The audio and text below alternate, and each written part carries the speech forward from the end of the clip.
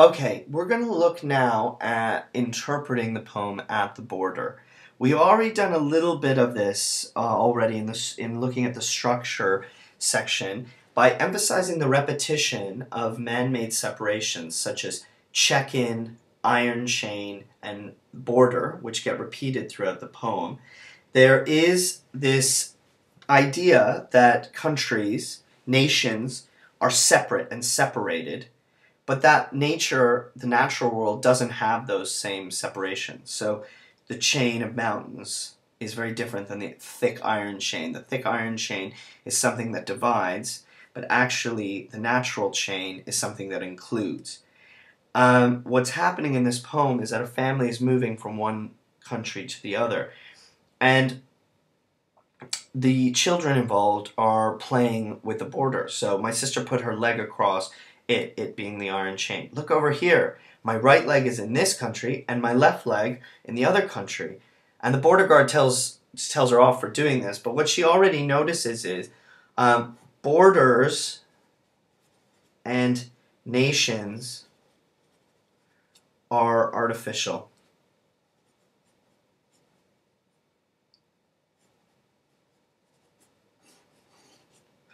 On the other hand, mother, they may be artificial, but mother doesn't seem to think so.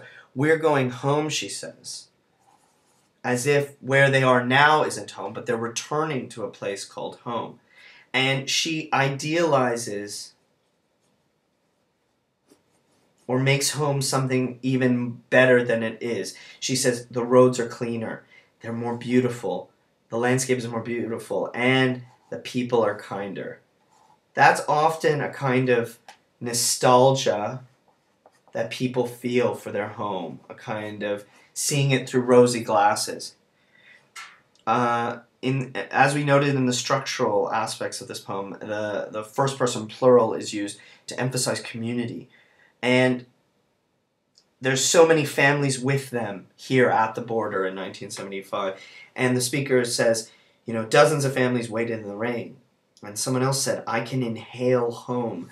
They can smell, it's not just smell home, but they can breathe home.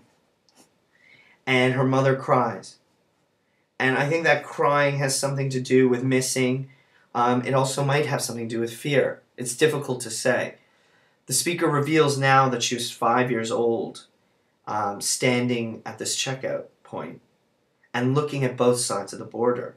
Like her sister, who had a foot in both sides, she sees that the soil, the autumn soil, had the same color and the same texture on both sides. On both sides had the same soil.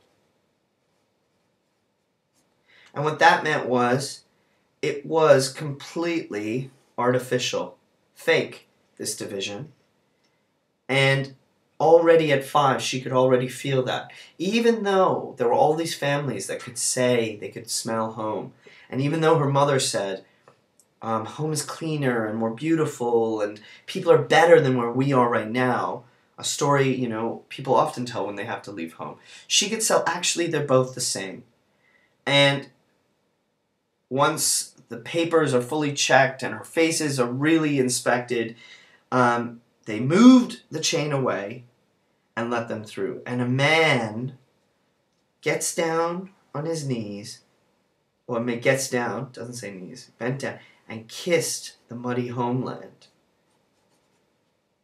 And here, this kiss is, I think, really important. I mean, this isn't just nostalgia. Home means something to us, especially when it's taken away from you. And when you return to it, if you've ever gone on a trip, what it means to come home, maybe you didn't bend down and kiss the ground, but there is maybe a feeling that you're at home and together.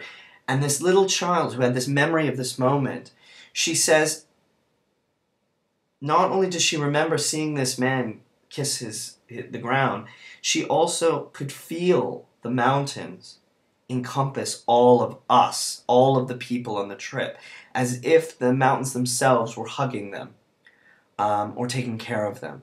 So whereas these man-made borders and checkouts and chains separated people, in the end, the natural image of home, the mountains, that chain, that surrounded and kept them safe.